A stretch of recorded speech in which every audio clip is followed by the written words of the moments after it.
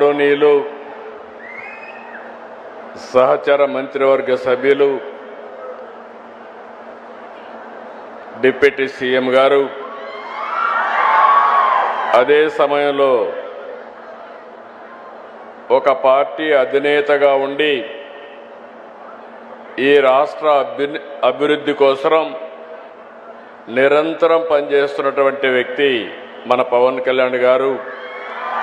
ఏమాత్రం డీవియేషన్ లేదు. రాష్ట్రం నష్టపోయింది. అమరజీవి పొట్టి శ్రీరాములు గారి యొక్క స్ఫూర్తితో ఈ రాష్ట్రానికి పూర్వ వైభవం తేవాలనే దీక్షతో నాకు పూర్తిగా సహకరిస్తున్నటువంటి పవన్ కళ్యాణ్ గారికి,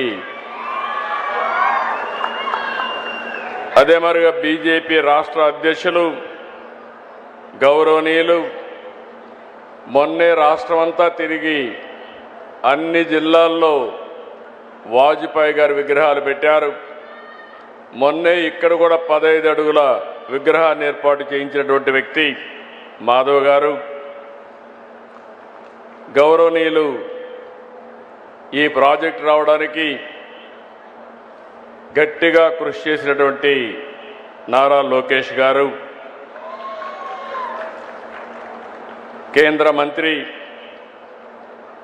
పెమ్మసాని గారు, గౌరవ శాసనసభ్యులు శ్రావణ్ కుమార్ గారు, సహచర మంత్రివర్గ సభ్యులు నాదెళ్ల మనోహర్ గారు, కందుల దుర్గేశం గారు, సబిత గారు, నారాయణ గారు, టీజీ భరత్ గారు,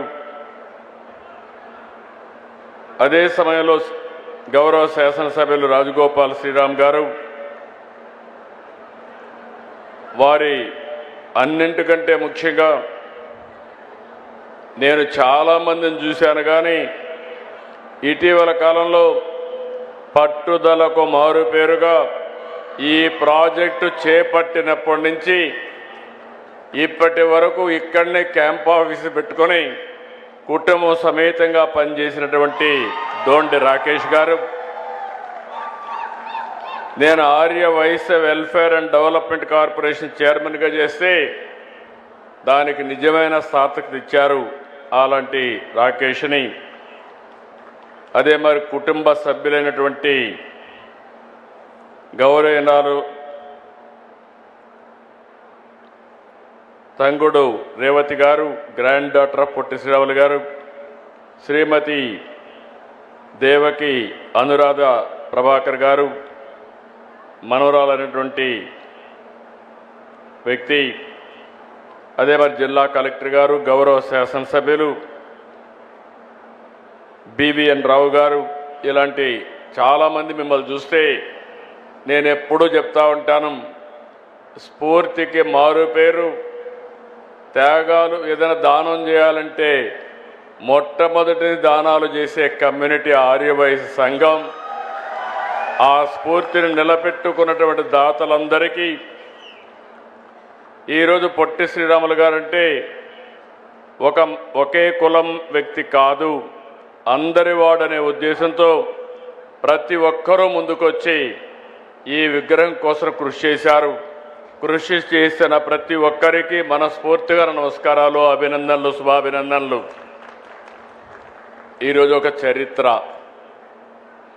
ఆ చరిత్ర ఈరోజు మనం ఒకసారి చూస్తే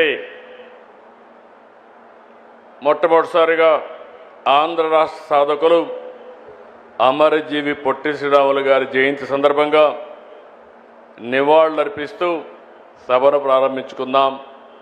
మీ అందరి ఉత్సాహం చూసా, వచ్చినప్పటి నుంచి ఇప్పటికి కూడా ఎంత ఉత్సాహంగా ఉన్నారంటే మీ పట్టుదల చూస్తే నాకు చాలా ఆనందంగా ఉంది. అలాంటి మీ అందరికీ నమస్కారాలు.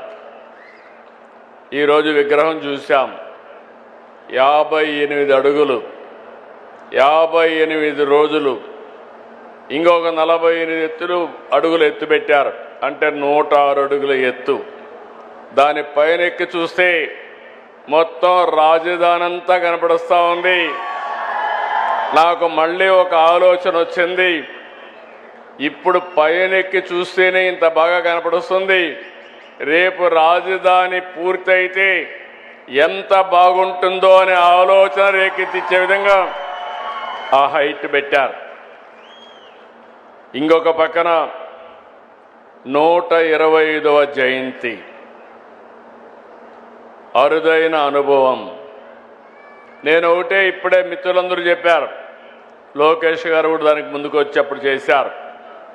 ఏ పేరు పెడితే బాగుంటుందని ఆలోచించినప్పుడు అందరూ కలిసి ఏకగ్రీవంగా నిర్ణయించిన పేరు స్టాచ్యూ ఆఫ్ సాక్రిఫైస్.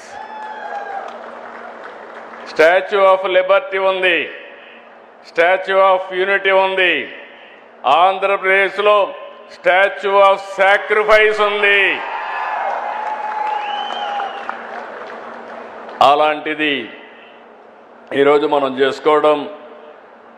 ఈరోజు మీరు చూస్తే 6.8 ఎకరాలు జూలై 14న సరిగ్గా ఏడాది అయింది. అదే మరి ఫౌండేషన్ వేశారు లోకేష్ గారు వచ్చి సెప్టెంబర్ 3.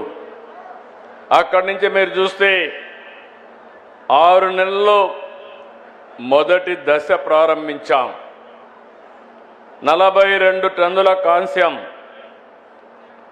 26 టన్నుల కాంస్యం, 42 టన్నుల ఐరన్ స్ట్రక్చర్, రాత్రింబగుళ్ళు పనిచేసిన కళాకారులు, వీళ్ళందరికీ మరొక్కసారి అభినందనలు, మనస్ఫూర్తిగా ధన్యవాదాలు. ఈరోజు మనం ఒక్క విషయం గుర్తుపెట్టుకోవాలి, కొత్త జనరేషన్ వచ్చారు. నేను కూడా 1950లో పుట్టాను. తర్వాత 2 ఏళ్లలో పొట్టి శ్రీరాములు గారు త్యాగం చేశారు. ఇప్పుడు వచ్చిన వాళ్ళైతే ఆయన పుస్తకాలు చదువుకొని ఆయన ఏ త్యాగాలు చేశారో మనం నేర్చుకునే పరిస్థితికి వస్తున్నాం. ఆ రోజు మద్రాస్ ఉమ్మడి రాష్ట్రం, ఆంధ్ర రాష్ట్రానికి అనేక సవాళ్లు ఎదుర్కొన్నాం. ఒక మాటలో చెప్పాలంటే మెడ్రాసు పోతే ఆ రోజు తెలుగు వారికి గుర్తింపు కూడా ఉండేది కాదు. అలాంటి పరిస్థితిలో స్వాతంత్రం కోసం పోరాడినప్పుడు పొట్టి శ్రీరాములు గారు గాంధీజీ నాయకత్వంలో పనిచేయడం, అనేక రకాలైనటువంటి సామాజిక ఉద్యమాల్లో భాగస్వాములయ్యారు. అయితే ఇన్ని సంవత్సరాలుగా మీరు ఇంకొక విషయం గుర్తుపెట్టుకోవాల్సింది, గాంధీజీ మనందరికీ స్వాతంత్రం కోసం పోరాడి సాధిస్తే అహింసా విధానాన్ని ఆ రోజు ఆయన పాటిస్తే పొట్టి శ్రీరాములు గారు ప్రాణత్యాగం చేసి ఆత్మార్పణ చేసి మనకు ఈ రాష్ట్రాన్ని సాధించి పెట్టాడు.